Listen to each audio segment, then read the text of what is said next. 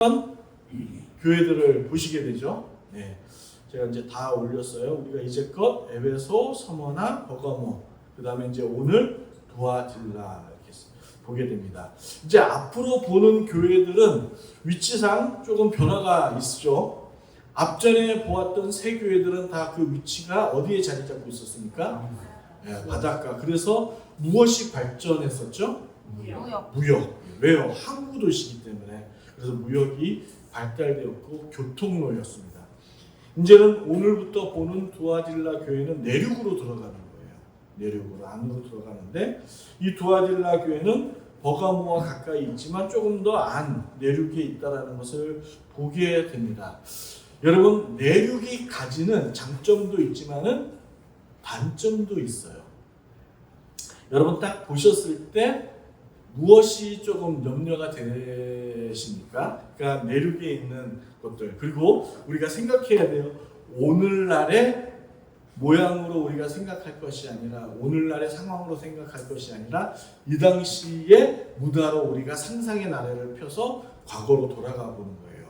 교통이 발달되어 있지 아니하고, 그리고 이 항로, 이제 배의 길들이 어떤 이제 그런 것들이 발달되지 않았을 때에 내륙은 사람들이 참으로 이동하기 편한 거였죠. 그렇죠? 그러다 보니까 무엇으로부터 위험을 많이 받습니까? 외부의 적으로부터 위험을 받는 거죠. 그러니까 두아딜라는 지도에 보시는 것처럼 아랫동네와 윗동네로부터 항상 군사적인 위험을 받는 거였어요. 그래서 1세기 전까지만 해도 이 두아딜라는 여러 국가들의 점령지였어요. 그러니까 예를 들어 뭐 아수르가 강할 때는 그 땅이 어느 나라 땅이었을까요?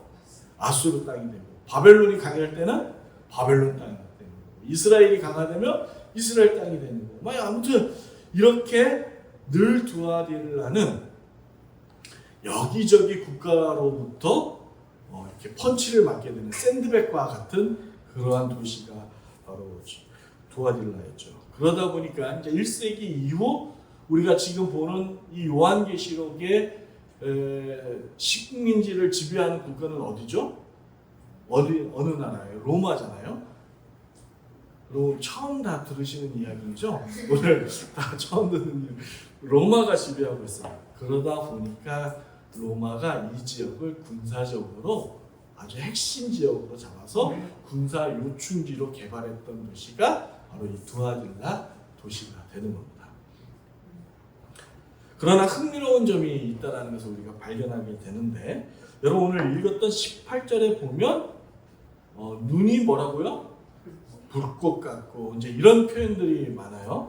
이게 이제 구약에 하나님을 표현한 묵시에서에 나타나 있는 하나님의 모습이기도 하지만은 이러한 단어들을 이렇게 이제 썼던 것들은, 그리고 앞전에 교회들 그 지역들을 소개할 때에 하나님의 어떠한 특징들을 비교해 가면서 했던 것은 그 지역의 문화들, 그리고 그 지역의 특징들을 하나님의 어떤 그런 특징과 맞물려서 유사한 것들을 비교해서 표현한 것이죠.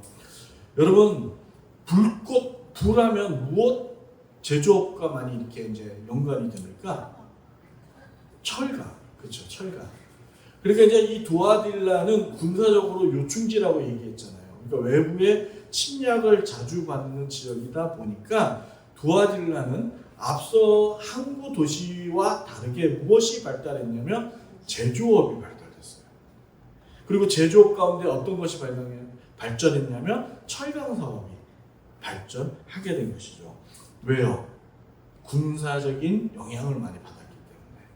그래서 그에 따른 자신들의 어떤 방어적인 형태로서 무기 개발이나 이런 데에 두아딜라의 주민들은 잘 발전하고 발달되게 됐다는 것을 알게 됩니다. 그래서 두아딜라는요, 두아딜라가 아니고 두아딜라. 다 알아들으시죠? 네, 다 알아들으시죠? 뭐 발음이 안 되는 건 어떡해. 그래서 두아딜라. 아까 제조업이 발달을 했다 보니까 기능공들, 그러니까 숙련공들이 많았어요. 그러니까 어떤 자신의 갖고 있는 기능들, 기술을 가지고 살아가는 그런 사람들이 많았죠. 그리고 이런 사람들이 많다 보니까 손끝에서 오는 고소득층들이 많이 있었던 것이 바로 두아디라 지역이라는 것을 우리가 알 수 있습니다. 그런데 여러분, 여기는 단순히 생계를 유지하는 수준을 넘어서 기술과 노동이 도시의 정체성을 이렇게 나타나는 도시라는 것을 앞서 18절에 눈이 붓고 같고, 이제 이러한 하나님의 어떤 특징과 그 도시의 특징을 맞물려서 표현하고 있다는 것을 알게 되는 거죠. 그리고 이 두아딜라 보면, 사도행전에 보면 유명한 여인이 하나가 있습니다. 그 지역 출신으로서. 화면을 보시면 사도행전 16장 14절에 한 여인을 소개하죠. 여러분의 목소리로 읽습니다. 시작. 하나님의 손길을 루디아라고 하는 여자가 나를 듣고 있을 때 주께서 그 마음을 열어 바울의 말을 하시니라. 예, 바울의 아주 열정적인 동역자 루디아가 바로 이 그 두아디라 도시의 출신이었어요. 근데 이 여인의 기술이 뭐가 있었다고요? 염색 기술을 하는 자색 옷을 만드는 그러한 그 기술을 갖고 있었던 것이죠. 여러분, 이로 봐서 루디아는 결코 가난한 출신의 여인이 아니라는 것을 우리가 짐작할 수가 있습니다. 그리고 아까 말씀드렸던 것은 사도행전 16장 14절에 루디아는 어떤 옷을 만드는 사람이라고요? 자색.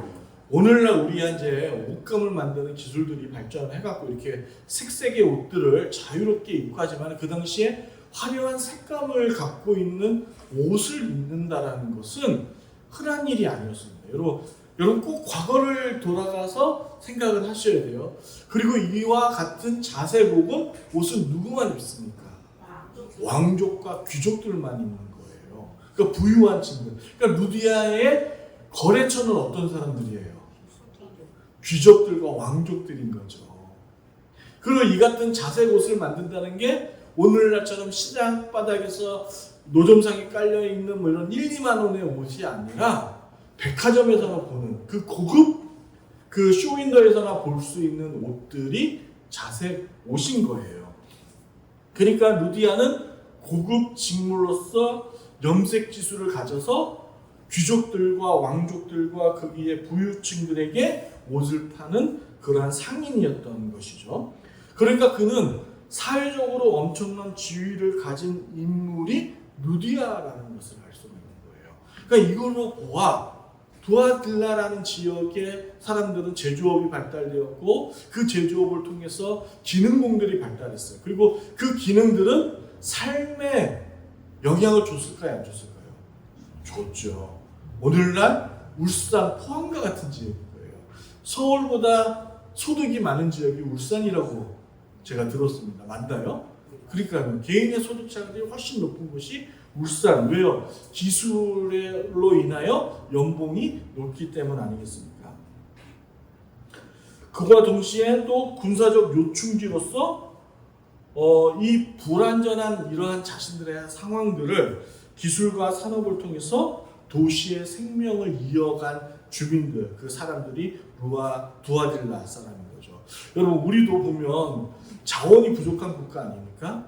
그러다 보니까 발달된 것이 있어요. 교육 열과 기술에 대한 열망이 그 다른 나라들보다도 아주 그 열정과 그 뜨거움이 있는 민족이 우리나라 있지 않습니까? 그러다 보니까 오늘날 보니까 주식 가운데 어떤 게 막 한없이 치솟습니까? 반도체, 그죠? 고부가 가치 산업들, 이러한 것들이 집약되어져 있고 그러한 것들을 사모하고 열정적으로 공부하는 것이 우리나라인 것처럼 두아딜라도 그랬던 것을 우리가 보게 되는 것이죠. 그런데 여러분, 두아딜라의 이 직업의 세계를 우리가 조금 참고하고 들여다볼 필요가 있습니다. 여러분, 이 두아딜라의 이러한 그 기술들과 그러한 직업들은 단순히 생업을 넘어서 종교와도 긴밀한 영향을 이렇게 서로가 끼치고 있고 얽혀 있다는 사실을 우리가 알 수 있습니다. 앞서 말씀드렸듯이 불꽃 같은 눈, 그러니까 불꽃. 그러면 무엇이 발전했다고 말씀드렸죠? 철강이요. 그리고 염색이 발전했다는 것은 무엇이 이렇게 이제 발전해 있는 거예요? 패션 이런 거, 옷들, 그렇죠? 옷 같은 것들이 상당히 화려하고 사람들의 눈을 현혹시키는 데 있어서 아주 매력적인 직업인 거죠. 그런데 이러한 것들이 무엇과 연관이 되어 있다고요? 얽혀 있다고요? 종교요. 당시의 사회의 종교적인 그러한 것과 아주 얽혀 있는 거예요. 앞서 봤던 이 세계 도시와 마찬가지로 두아딜라, 그러니까 이제 그 당시에는 로마가 지배해 있었고, 로마라는 그러한 지배 속에서 우리가 잘 아는 그리스의 신화, 제우스를 비롯한 여러 가지 신전들이 모든 도시에는 자리 잡고 있었어요.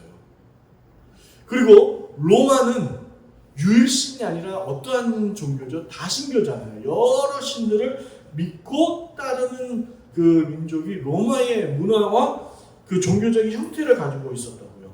그런데 이런 것들은 바로 이러한 산업과도 직결적인 연결이 되어 있었어요.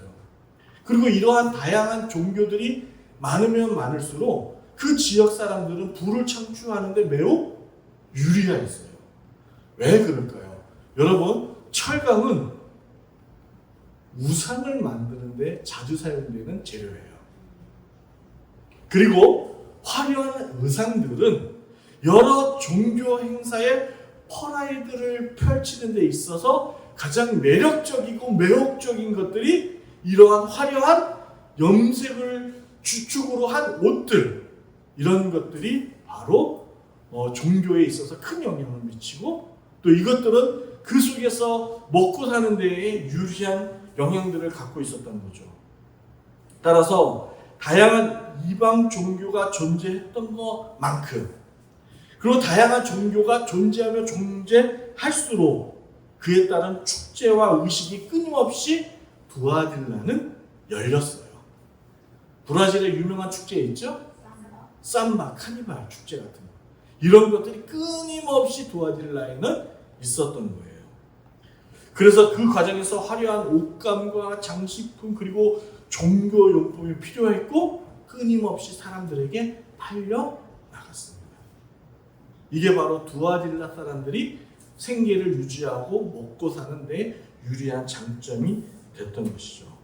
바로 이 수요가 철강과 염색업을 고급 직업, 부의 상징으로 만들어가는 그런 직업으로 끌어올렸던 것이 두아딜라가 가지고 있는 특징인 거예요. 이해가 가시죠? 그리고 이것들은 돈을 많이 벌 수 있는 기회로 삼았던 것이죠. 그러나 이제 문제는 여기서부터입니다. 여러분, 잘 들어줘. 두아딜라는 그 직업들이 단순히 생계를 유지하는 먹고 사는 문제에 영향을 미쳤을 뿐만 아니라 더 나아가 무엇과도 연관이 되었다고요? 이방 종교요. 이방 종교들. 그들과 관계하지 않으면 먹고 사는 데가 힘들었어요. 그런데 이제 문제는 누구에게 있냐면 그리스도인들에게 있는 거예요. 그리스도인들도 오늘날 우리처럼 직업이 다양하게 갖고 있듯이 철강에 제조하는 제조업에 연관된 그리스도인들도 있을 것이고, 루디아처럼 염색을 직업으로 삼아 먹고 사는 그리스도인들도 있었을 거예요. 그런데 이들이 생계를 유지하기 위해서는 반드시 이와 같은 이방인들, 이방 종교들과 얽혀서 살아야 되는 문화적인 것이 있었어요. 더욱이 여러분 오늘날도 보면 요즘 이제 최근에 삼성 안에서도 그 사주와 또 이제 조합층이 잘 타결돼서 마무리되었지만은 이렇게 조합이라든지 이런 것들을 형성해서 경제 활동을 자신들에게 더욱더 유리하게 하도록 조직 체계를 만드는 데가 있었습니다. 이때도 있었어요. 이때도 이러한 협동조합의 형태로 만들어서 자신들의 경제적인 활동을 유리하게 만든 조직이 있었는데 그 조직이 길드라는 조직이었습니다. 그리고 이러한 길드라는 조직에 가입을 함으로써 그리고 회원이 됨으로써 자신이 갖고 있는 기술을 조금 더 화려하게 펼칠 수 있었고, 그리고 직업을 갖는 데에 더 유리하게 장점을 갖고 있었던 것이 협동조합에 가입하는 거예요. 그럼 직업도 소개해주고 또 여러 가지 어떤 거래처도 자유롭게 소개해주고 여러한 네트워크를 가질 수 있었던 것이 길드라는 협동조합에 가입을 하는 거였죠. 그런데 여기는 단 하나 조건이 있었습니다. 그 조건이 무엇이었냐면 우상 앞에 절하는 것이었습니다. 우상 숭배를 하는 거예요. 그러니까 이 조합에 들어서 자유롭게 자신의 기술을 펼쳐서 부를 수입을 얻기 위해서는 우상 앞에 절해야 되는 거예요. 그런데 불신자는 문제가 되지 않는데 누가 문제라고요? 그리스도인들이 문제가 되는 거예요. 두아딜라에 있는 루디와 같은 하나님을 내 주로 섬기는 예수 그리스도를 나의 주로 섬기는 그리스도인들 그 교회들은 참으로 난처하고 어려운 상황이 두아딜라 지역의 상황이었던 겁니다. 개인과 가정은 이러한 직업을 통해 부를 얻을 수 있었지만은 동시에 신앙적인 정체성을 지키기에는 매우 어렵고 부족함이 있었던 지역이 이와 같은 거예요. 두아딜라의 직업 세계는 단순히 경제적 번영을 보여주는 사례가 아니라 신앙과 현실 사이에서 고민하는 오늘날 여러분이 품고 있는 그러한 마음의 갈등들이 충돌들이 이 당시 두아딜라 교회의 교인들에게도 있었다는 것을 우리가 알 수 있는 것이죠. 결국 이두시는 우리에게 중요한 질문을 던지는 거 아니겠습니까? 신앙과 현실이 충돌을 할 때 여러분들은 어떤 선택을 하시면서 사시겠습니까? 라는 선택의 질문을 동일하게 우리에게 던져주고 있는 것이죠. 그러므로 여러분, 두아딜라 교회가 처했던 상황은 단순히 경제적, 사회적 문제에 그치지 않았습니다. 그들의 신앙 자체가 시험대 위에 올려져 있었던 것이죠. 주님께서 책망하신 이유가 바로 여기에 있는 겁니다. 여러분 오늘 읽었던 2장 20절을 다시금 우리가 읽어보기를 원합니다. 20절입니다. 그들이 가지고 있었던 정말 신앙의 어려움이 무엇이었던지를 20장에 함께 봅니다. 함께 읽습니다. 시작. 그러면 내가 책망할 일이 있노라. 자칭 선지자라 하는 여자 이세벨에 네가 용납함이니 그가 내 종들을 가르쳐 깨어 행음하게 하고 이상하게 재물을 얻게 하는가. 학자들 간에 여러 의견은 있습니다만은 대체로 여기서 등장하는 이세벨이라는 여인은 실제 이름이 아닐 거라는 것이 학자 간의 같은 의견을 갖고 있습니다. 여러분 이세벨하면 떠오르는 인물 있죠? 구약의 엘리야와 함께 그 바알 신전에서 갈멜산에서 싸웠던 그 이세벨의 여인을 여러분 기억하시면 될 거예요. 그러니까 구약의 이세벨처럼 행동했던 어떤 여신도를 상징하는 표현으로서 가리키는 단어로서 이세벨이라는 이름을 끌어다가 썼을 가능성이 높다는 게 이제 신학자 간에 이제 이런 의견들이 있습니다. 그러나 이제 중요한 것은 이름보다도 그 여인이 그 이스라엘 안에 끼쳤던 영향이었던 거죠. 그것인 거죠. 그 영향이 고스란히 두아딜라 교회 안에 그와 유사한 행동들을, 그와 비슷한 일들을 벌이고 있었다라는데 이세벨이라는 이름을 끌어다가 그것을 우리에게 연상토록 하고 있는 겁니다. 여러분이 아는 것처럼 이세벨은 북이스라엘의 왕 아합의 아내였어. 그리고 그는 본래 이스라엘의 위쪽 마을에 있는 나라에 있는 시돈에 있는 공주였습니다. 그러니까 그 시돈 왕의 딸이 바로 이세벨이었죠. 그런데 그녀가 이스라엘로 시집 왔을 때에 그냥 오지 않았습니다. 여러분 솔로몬의 큰 실수는 평화와 또 여러 가지 국가의 안전을 위해서 주변에 있는 여러 국가들의 전략적인 결혼을 통해서 그 안에 잘못된 하나님이 아닌 다른 이방신들을 이스라엘 땅 가운데 끌어들인 거였죠. 그리고 하나님의 성전 옆에 고스란히 그러한 이방신전들을 함께 짓도록 허락한 것이 솔로몬의 큰 범죄였습니다. 그래서 하나님의 성전 옆에서 몰렉 신전이 있었고, 몰렉은 어떻게 제사를 드렸어요? 몰렉 인제를 드렸어요. 그러니까 이스라엘의 자녀들의 어린 아기들을 몰렉은 소의 머리에 사람의 형체를 하고 있거든요. 그리고 여러분 제가 과거에 보여드렸던 기억이 있는데 손을 이렇게 벌리고 있습니다. 그 안에는 끊임없는 불을 지펴서 이 손이 시뻘겋게 달궈져 있습니다. 그 아래에 자신의 자녀들을 떼굴 굴리는 거예요. 그렇게 해서 죽였어요. 그게 몰렉이 드렸던 제사 방식이었습니다. 그런데 그것을 어디서 드렸다고요? 하나님의 나라. 그것도 하나님이 버젓이 보고 계시는 그 성전 옆에다가 몰렉을 지어서 그렇게 드렸던 거예요. 그게 바로 여러분이 잘 아는 히돈 계곡인 거예요. 예. 아마겟돈. 그게 바로 오늘 이따가 우리가 나중에 보겠지만 그 계곡인 거예요. 거기서 그와 같은 엄청난 범죄가 일어났던 것이죠. 이세벨이 바로 바알과 아세라의 신전을 갖고 들어온 거예요. 그리고 이스라엘 안에 적극적으로 바알과 아세라를 전도한 거죠. 그러니까 특히 왕비의 권세로서 그 힘은 얼마나 막강했겠어요. 그리고 그 영향력은 얼마나 탁월했겠습니까?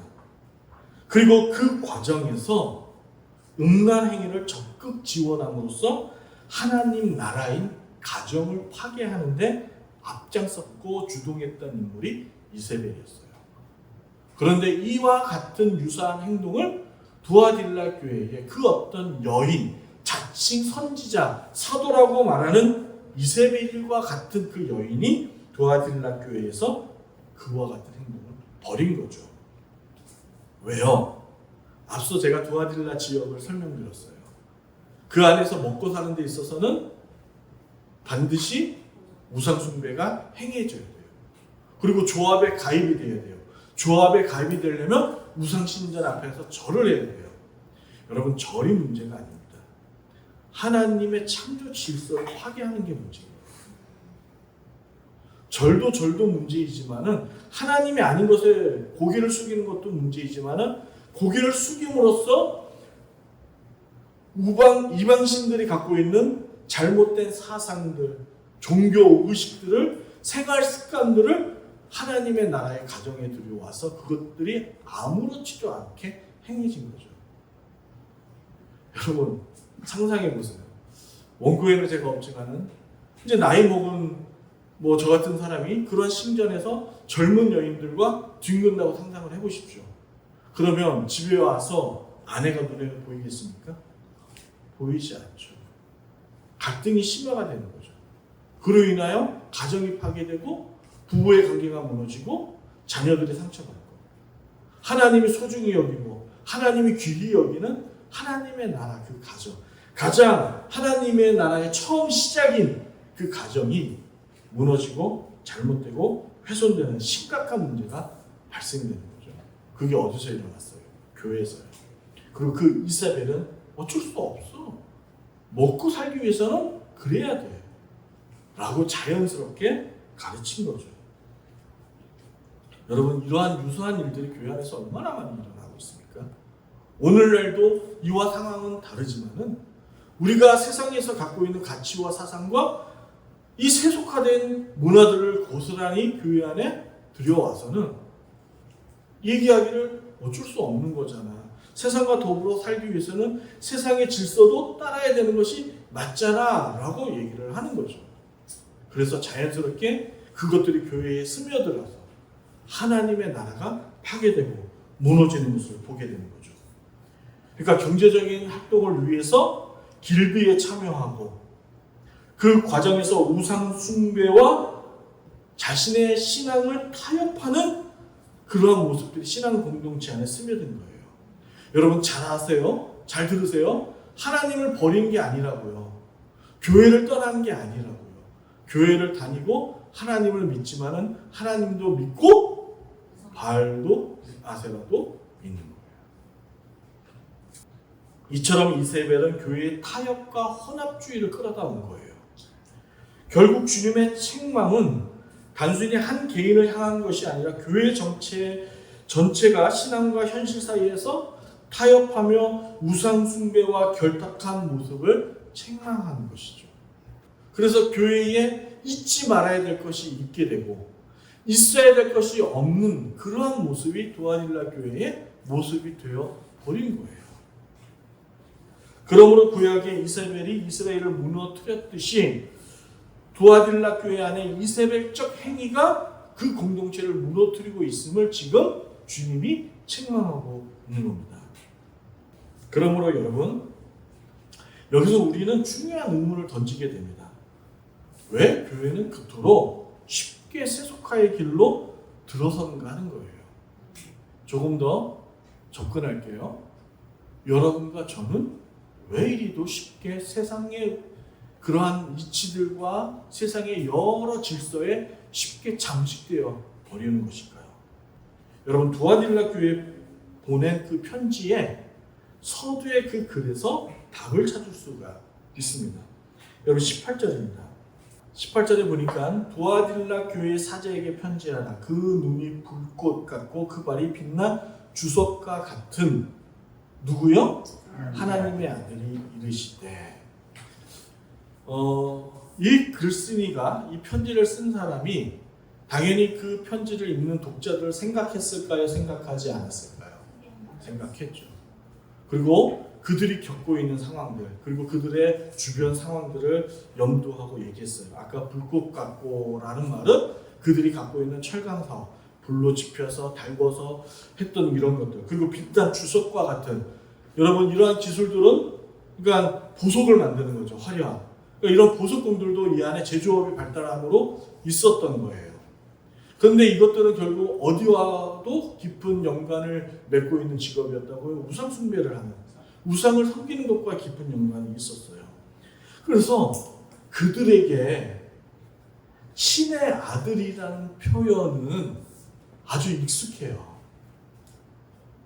두아딜라 교인들에게 있어서의 신의 아들 누구누구는 하나님의 아들 예수 그리스도, 또 유일신처럼, 이스라엘의 유일신처럼 우리가 생각하는 하나님과 성부 하나님과의 관계에서의 두 번째 위격이신 삼위 하나님의 두 번째 위격이신 성자 하나님을 생각하는 것이 아니라 생물학적 제우스와 헤라가 사랑하여서 난 아폴로, 이런 것처럼 여러 신의 아들들이 존재하는 것처럼 이들 역시 예수님이 그와 같은 존재로 여겨진 거예요. 받아들여진 거예요. 그러니까 이스라엘 전통 속에서 하나님의 아들이라는 표현은 결코 가벼운 단어가 아니었잖아요. 그런데 이들에게 있어서의 이 하나님의 아들은 일상 속에서 쉽게 표현되어지는 표현이었다는 것이죠. 그러니까 이들은 낯설지 않은 거예요. 왜요? 그들의 문화 속에서는 쉽게 알 수 있는 문화였기 때문에 그런 거죠. 따라서 두아딜라 지역에서 우상으로 숭배된 존재가 있었어요. 그게 누구였어요? 아폴로였어요. 아폴로. 그리고 이 아폴로는 황제와 같은 위격이에요. 그래서 보면요, 아폴로가 활을 잘 쏘거든요. 활을 들고 있어요. 그래서 황제 누구누구의 그 모습을 만들 때도 아폴로처럼 활을 쏘는 모습들로 황제의 우상을 만들 때가 있었던 것이죠. 이와 같이 권력과 신성을 동일시하게끔 만들었습니다. 그렇기에 예수님을 하나님의 아들이라 부르는 표현은 이들에게 거부감이 없는 아주 자연스럽게 받아들이는 표현이었던 거예요. 여러분, 이게 문제였습니다. 이 자연스러움이. 익숙함은 곧 경계심을 무너뜨리는 거예요. 예수님도 하나님의 아들이고 아폴로도 제우스 신의 아들이고 누구누구도 아들인 거야. 그들은 다 동격인 거야. 그래서 예수님을 믿는 것 또한, 아폴로를 믿는 것 또한 다르지 않아 라고 얘기하는 것이죠. 제가 처음에 제가 이제 그 신학교를 갔을 때에, 대학교를 갔을 때에 그때 철학을 가르치시는 교수님이 계셨습니다. 교수님이 계셨는데 그분이 인도에서 철학을 공부하셨어요. 어디서요? 인도에서. 인도는 다 신교들이 이렇게 많잖아요. 다양한 신들이. 근데 그분이 첫 신입생들에게 가르치기를 뭐라고 얘기했냐면, 여러분, 우리가 하나님을 영어로 뭐라고 하죠? 가시라고 하죠. 저 중동 땅 이슬람에서 하나님을 뭐라고 표현을 하죠? 알라라고 표현을 해요. 그럼 일본어로는 뭐라고 해요? 신을? 가미사마라고 표현하죠. 또 여러 표현을 해요. 그리고 불교에서는 부처라고 표현을 하죠. 그러니까 부처 말고 그 누구 뭐라 그러죠? 옥황상제나 뭐 이렇게 여러 표현들을 하는 거예요. 그런데 이 같은 표현들이 다양해진 이유가 있다는 거예요. 그 이유가 바로 창세기의 바벨탑 사건이라는 거죠. 바벨탑 사건에 무엇이 혼탁해졌죠? 언어가.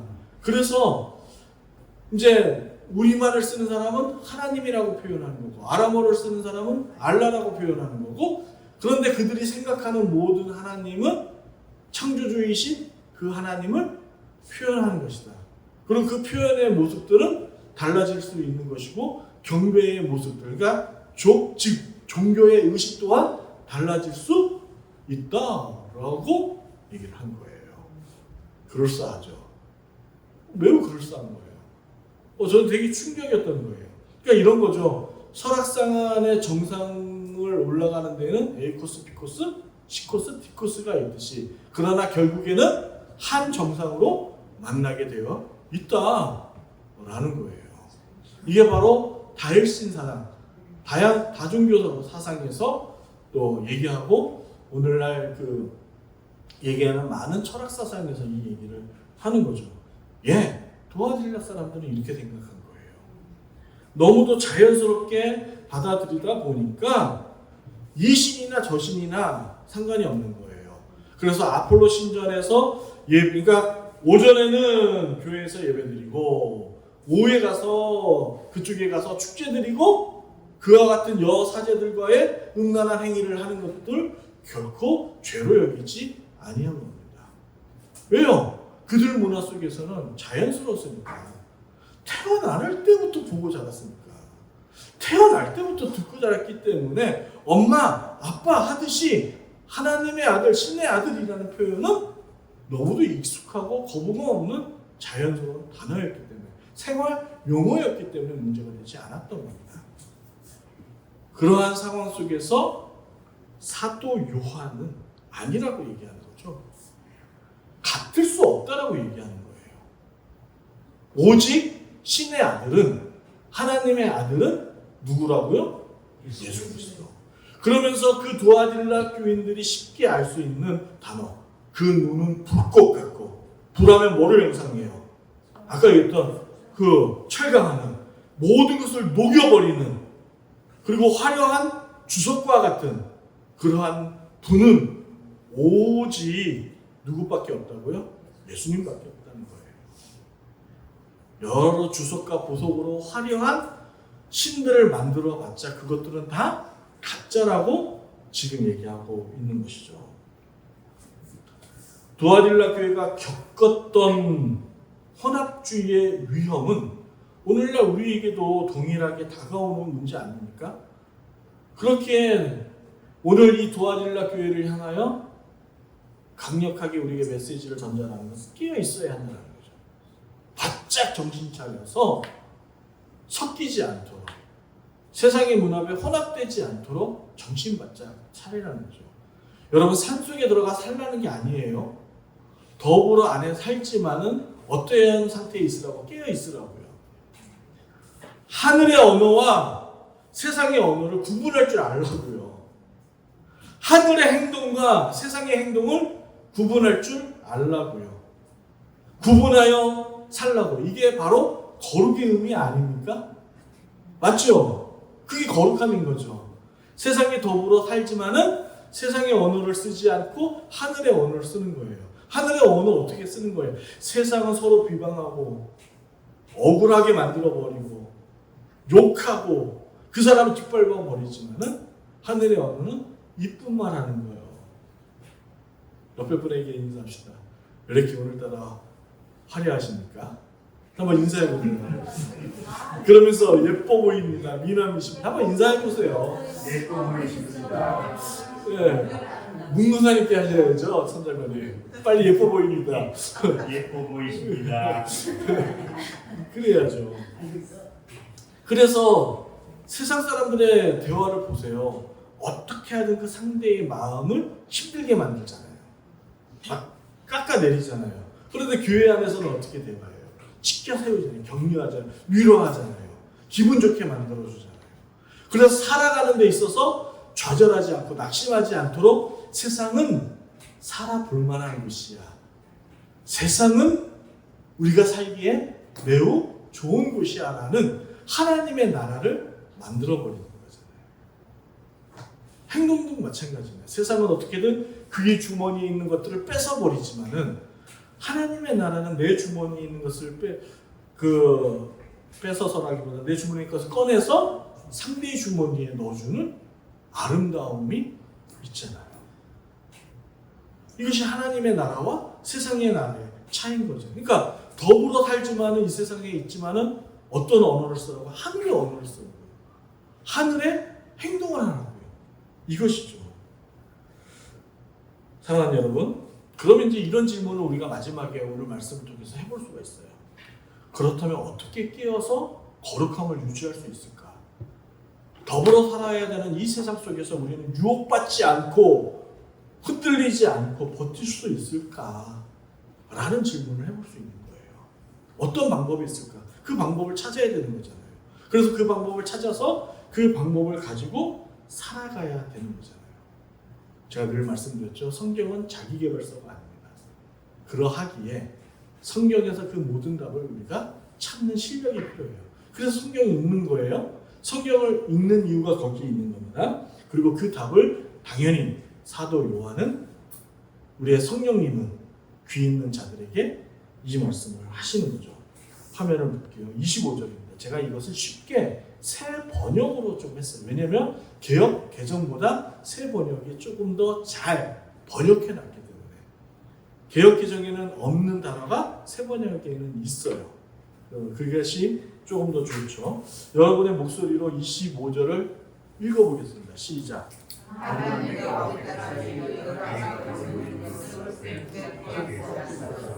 네. 우리가 보는 한글 성경에는 너희가 가지고 이 단어가 없어요. 그렇죠? 가지고 있는 것을 어떻게 하라? 그것을 가지고 굳게 붙잡을 때에 흔들리지 않고 무너지지 않을 수 있다라고 제발 답을 하는 거예요. 그러면 여러분 그것이 뭐예요? 그 거시기가 뭐예요? 거시기가. 네? 그렇죠? 믿음인데 조금 더 거시기가 뭐예요? 그 거시기가. 예수님이죠. 예수님이에요. 맞아요. 예수님인데 조금 더 제가 원하는 답이 있어요. 자, 우리가 그래서 요한계시록의 1장의 처음이 개요였어요. 개요. 거기서 이미 얘기했어요. 그 예수님이 어땠다고요? 어떠한 행동을 우리에게 얘기했어요. 죽었다가 살아나신 이가. 이 말을 계속적으로 반복하는 거죠. 죽었다가 살아나는 이신 이가. 그래서 앞에 서두에 예수님을 소개할 때에 죽었다가 살아나신 이가, 죽었다가 살아나신 이가 너희에게 말하노라 라고 표현하는 거예요. 그럼 여기서 25장의 사도 요한은 무엇을 생각하고 도와드려야 그 시기 있잖아. 그거 붙잡아야 돼. 뭐라고 얘기했을까요? 그게 부활이죠. 부활신앙. 부활신앙을 붙잡을 때만이 우리가 이 세상의 유혹에서 흔들리지 않다는 거예요. 무너지지 않을 수 있다는 거예요. 예수님의 재림 때에 어떤 일이 일어나요? 예수님의 재림에 부활이 일어나잖아요. 모든 이들이 부활해요. 늘 말씀드리죠. 여러분 계속 머릿속에 생각해야 돼요. 예수님을 믿는 자만 교회만 부활하는 게 아니고 믿지 않는 자도 부활해요. 제 말이 아니라 성경에 기록된 말이에요. 요한복음과 사도행전에 나와 있어요. 모든 일들이 보여요. 그러나 다르죠. 재림하실 때의 예수님은, 출입 때의 예수님은 우리를 구원하시기 위한 구원자로 오셨고, 재림 때의 예수님은 무엇으로 오셨어요? 우리를 심판하러 오셨어요. 심판하러. 이제 판결문을 읽으러 오셨어요. 판결문을. 내가 이제 1000년 동안에, 종말 기간 동안에 다 모든 너희의 행위를 기록했어. 그게 이제 요한계시록에 있죠. 너의 생명책에 이름을 기록했을 뿐만 아니라 너의 삶의 모든 행위도 내가 다 기록해 두었어. 자, 이제 내가 왔어. 판결문을 읽을게. 그래서 오른편과 왼편과 양과 염소와 알곡과 쭉정이를 가르는 그 심판에 있는 거예요. 근데 여러분과 저는 어디에 속해요? 할렐루야. 양이에요, 염소예요? 양이죠. 못 믿으시겠어요? 네, 여러분 이 자리에 계신다는 그 증거가 그거를 증명하는 거예요. 조금 더 의심하지 마세요. 하나님의 말씀을 듣는 것은 아무나 듣는 게 아니에요. 믿음 없이는 들을 수가 없죠. 이해 안 될 수가 있어요. 무슨 말씀드렸잖아요. 이거는 오랜 역사적인 시간을 가지고 40명이라는 저자가 각각의 다른 언어로서 썼어요.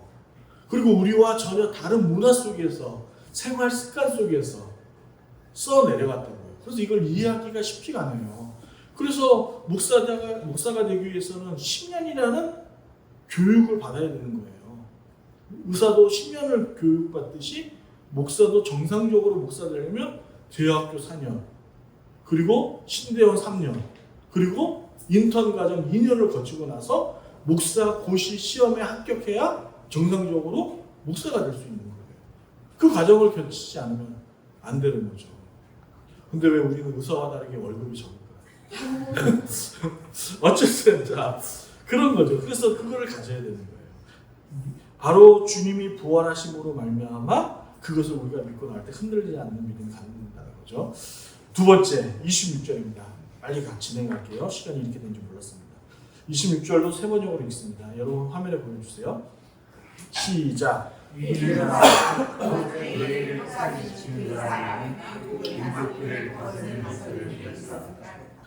이제 이 얘기는 뭐냐면 여기서 이기는 사람은 이만희가 아니에요. 신천지는 이걸 이만희라고 얘기를 해요. 그리고 제임에서는 정명석 등등등 자신들의 이단의 교주들을 얘기하는데 여기서 이기는 사람은 저와 여러분들이에요. 교회를 가리키는 교회를 가리키는 거예요. 흔들리지 마세요.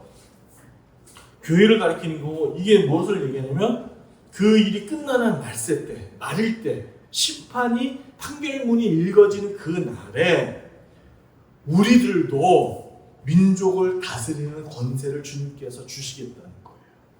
근데 이 단어를 딱 생각할 때 여러분 언제로 돌아가셔야 되냐면 창세기 에덴 동산으로 돌아가셔야 돼요. 에덴 동산으로 돌아가서 아담과 하와가 세상의 만물들을 보고 어떤 일을 제일 먼저 하죠? 이름을 짓는 거예요. 이게 이제 다스린다는 그 표현 중에 하나예요. 그런데 이 다스린다라는 원어가 무엇으로 발전해서 파생이 되었냐면 하나님을 경외한다.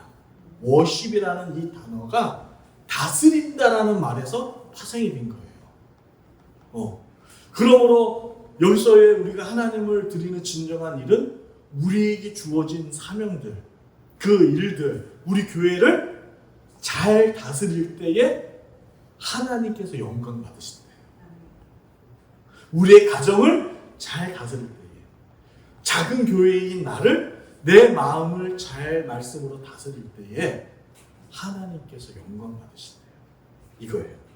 이것을 행하는 자, 그러니까 교회에 열심히 우리가 신앙 훈련을 받고 공동체 생활을 하고 교제를 할 때 우리가 흔들리지 않을 수 있다는 거죠. 그래서 교회가 필요해요, 안 필요해요? 필요하죠. 자, 이게 교회에 필요한 이유예요. 자, 마지막으로 세 번째가 28절입니다. 화면에 보여주세요.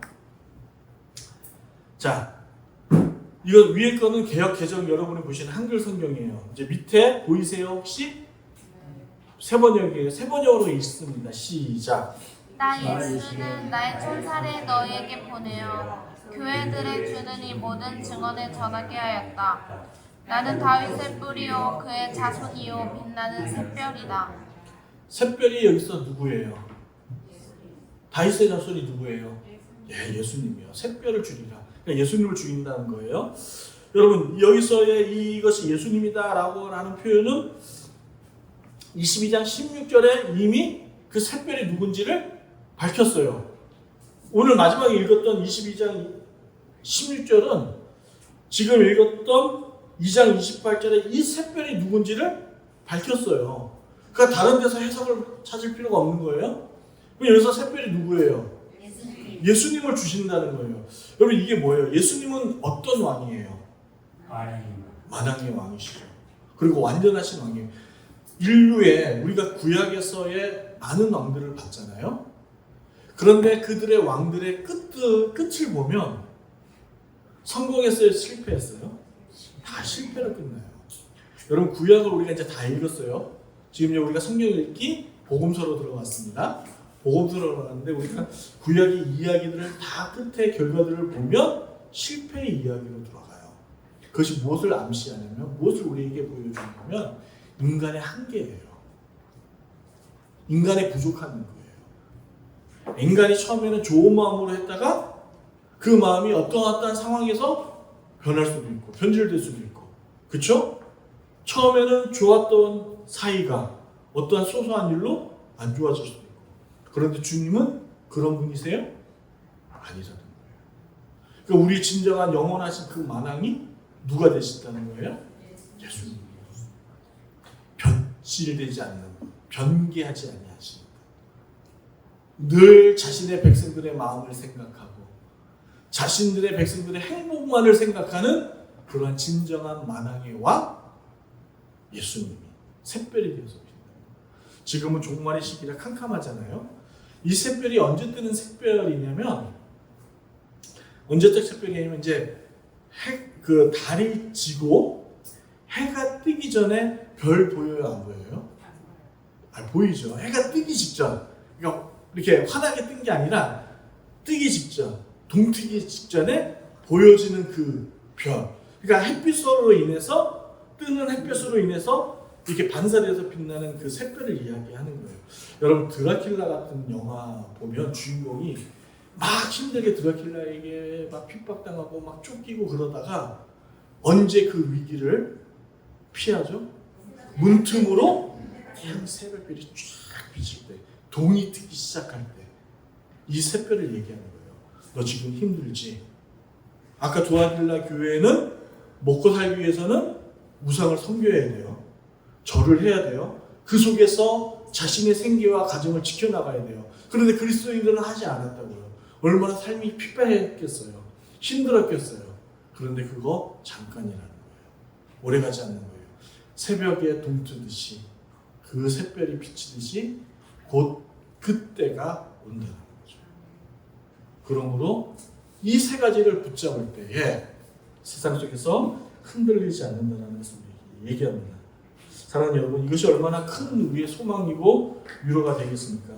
부활의 신앙을 붙잡고 끝까지 믿음을 지키며 결국 주님의 그 자신을 상금으로 내어주는 그것을 우리가 받게 되는 그 날에 비로소 우리가 흔들리지 않게 된다는 것을 얘기합니다.